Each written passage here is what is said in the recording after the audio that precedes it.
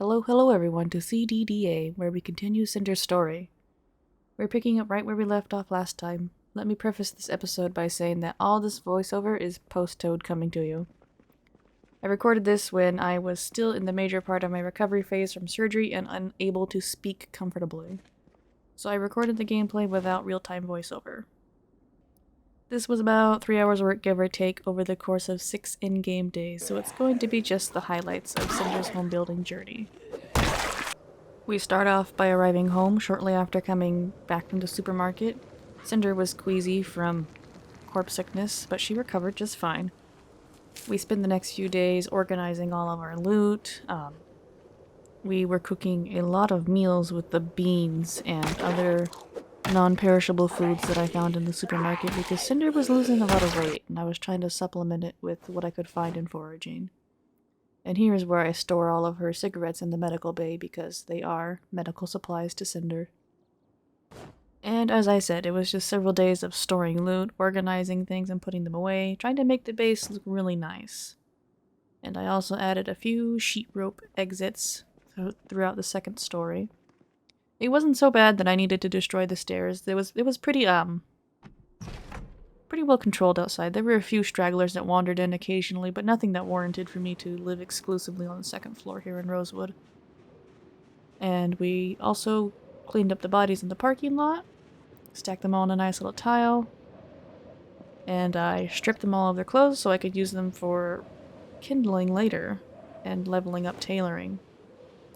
I also went to go pick up all my crap in the streets that I left laying on the ground in previous episodes like an animal. As you can see here, there were several piles that I had to go back and forth several times to pick everything up. I wanted my home area to look nice and tidy.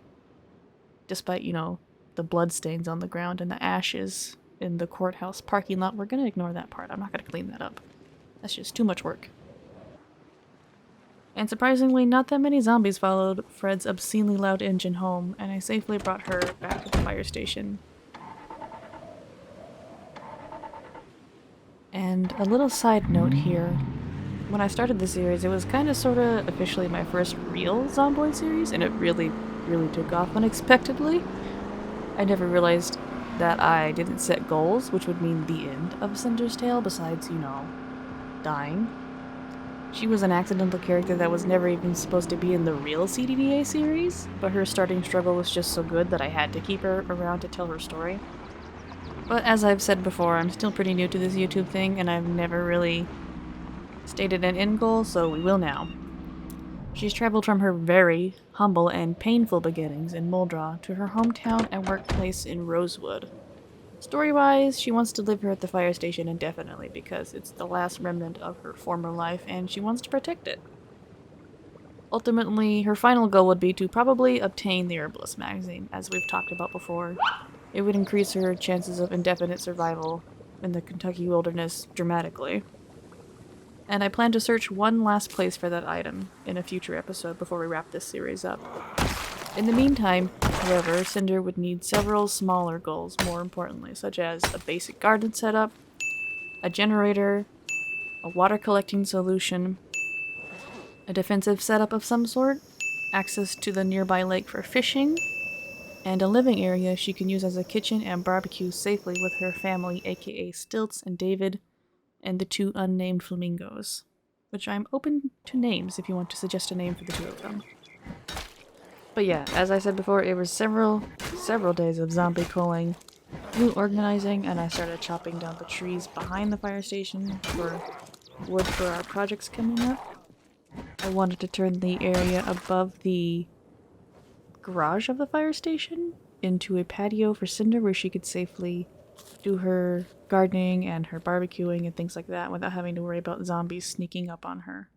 But eventually I got tired of looking at the dozens and dozens and dozens of zombies in these backyards, staring at me while I chopped trees. And I decided to try something that I saw a few months ago.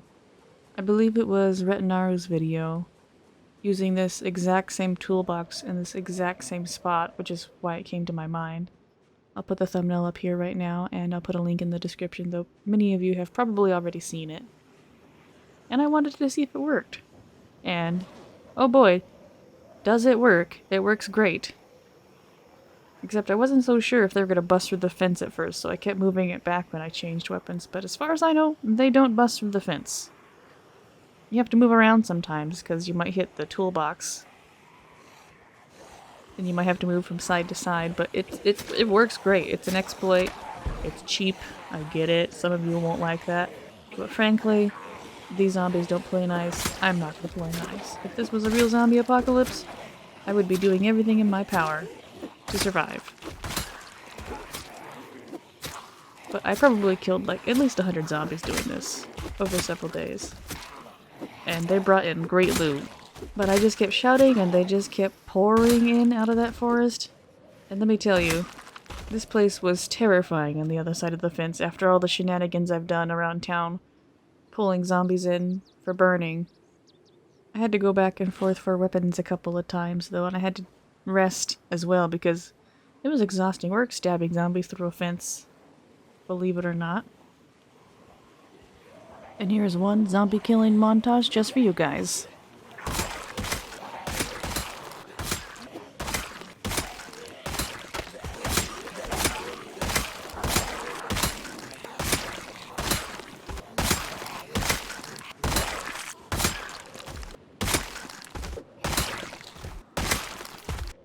And after returning from a short break, I resumed my very important work of culling these zombies.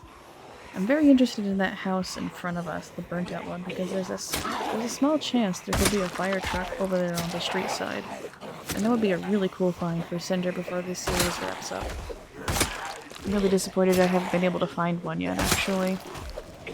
I find one in all my other playthroughs, but not this one yet. Well, there was the burnt out one at Crossroads, but that doesn't count. And so eventually as the zombies stop pouring in, I'm able to get back to work, chopping down all these trees in this, now, backyard behind the fire station. It's a backyard for me now, so that's what counts. I started making a lot of stone axes to use first and foremost for chopping the trees. I didn't really want to use the axes since I used those for Cinder's, you know, roleplay character. Excuse me, there was a straggler over here that wanted to attack me. Pardon me for a minute. Miss. There we go, okay. These garden forks are amazing spears, by the way. And so yes, now we get back to chopping trees. So my plan is we're going to build up on top of the garage. Like I said, we're going to have to fill in the small tiles around the edges, otherwise we will fall to the first floor.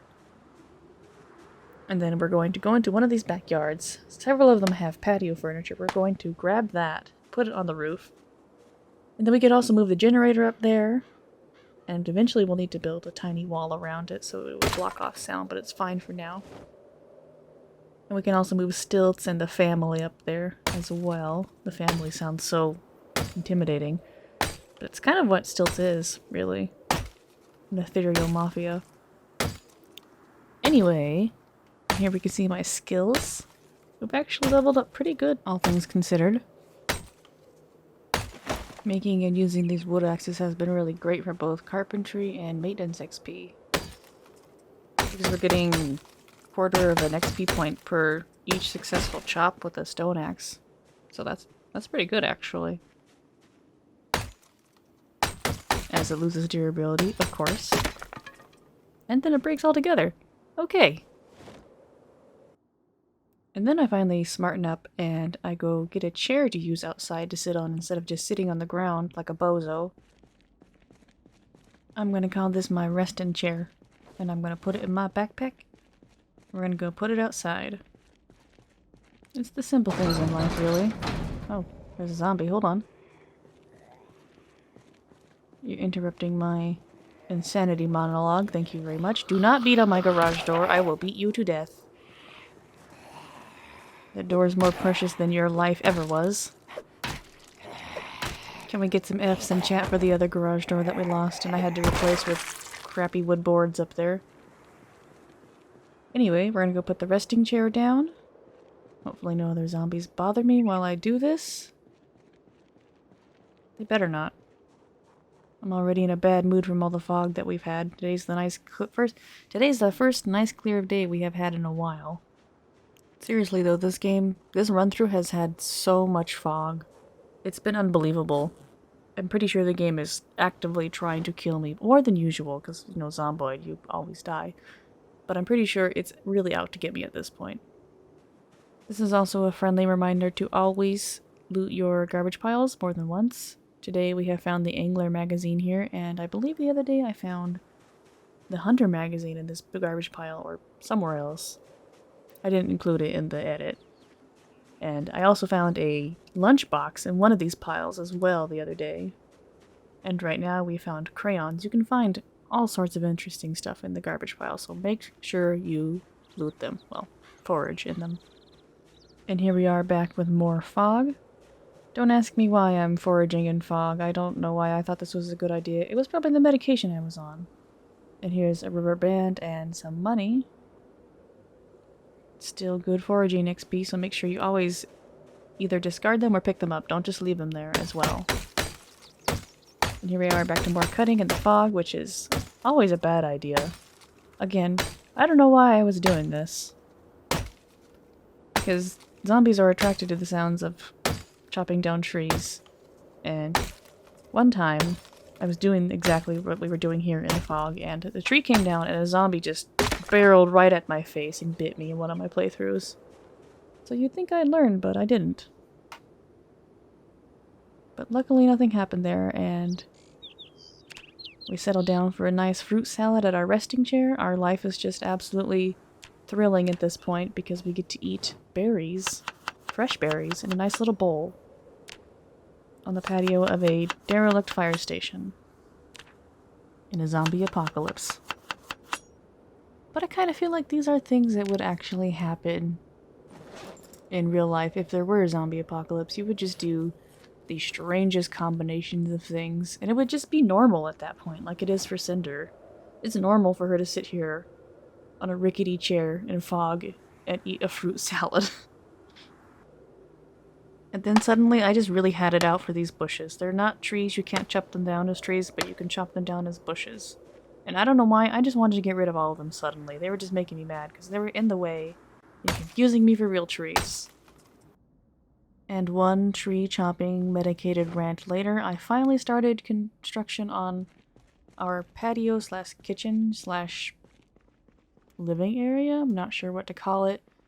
I grabbed the sledgehammer, and I was trying to decide what would be the best point of entry to look for a nice patio, and I decided it would be right here. Not at the stairs. You had to walk around. It was between the sleeping area and the downstairs area. And I was trying to not hit the floor, because I've already destroyed one floor in this fire station.